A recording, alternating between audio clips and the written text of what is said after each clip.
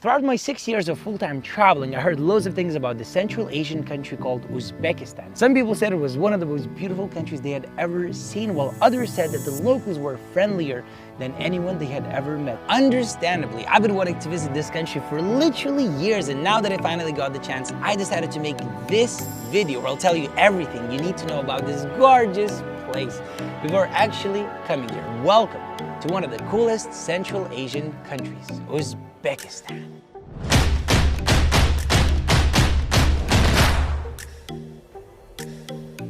Even though Uzbekistan is still a young country, its territory has an incredibly long and rich history. You see, for thousands of years, Uzbekistan was at the center of the Silk Road, the land route that merchants used to travel from China all the way to Europe. They became so rich from all the trade that they were able to build some of the richest and most beautiful cities the world had ever seen. However, their prosperity came at a price. The region was so rich in trade and fertile lands that it was conquered again and again and again by some of the most famous conquerors in history, like Alexander the Great and Genghis Khan. When Genghis Khan arrived with his army in 1219, they completely ravaged the lands. The Mongols were ruthless and destroyed many cities and displaced countless people from their homes as they tried to take power of the Silk Road. A few generations after Genghis Khan's death, many of his descendants fought for power in the region, and a man named Amir Timur emerged victorious and conquered Central Asia, Iran, and parts of Russia. Even though he was a brutal conqueror, he loved science and arts and sent many craftspeople and philosophers to Samarkand to make it one of the greatest cultural cities in the entire world.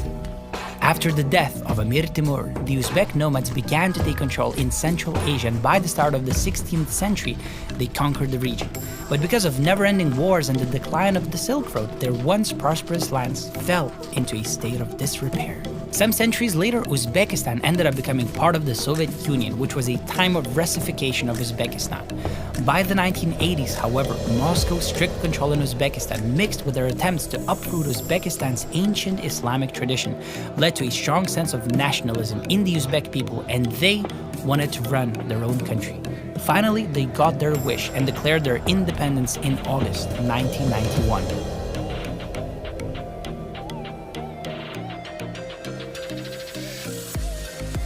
My favorite thing about traveling in Uzbekistan is, of course, the local people who are so welcoming. It literally blows my mind.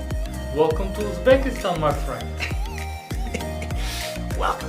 Another thing to note about the Uzbek people is that they're very proud of their rich culture and history, that they'll tell you loads of interesting stories about the country's past and present.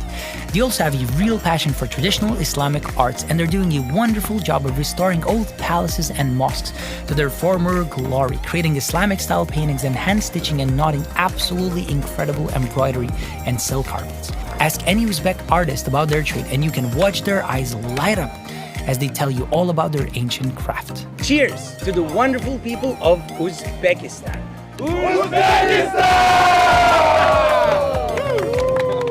Uzbekistan's people live between the country's 14 districts, or Tuman as they call them.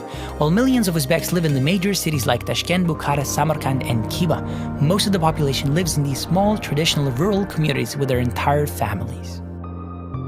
Those communities are spread across the whole country, from the deserts that make up around 80% of the total land, to the gorgeous mountains in the north and the south of the country that are so beautiful, it literally blows your mind.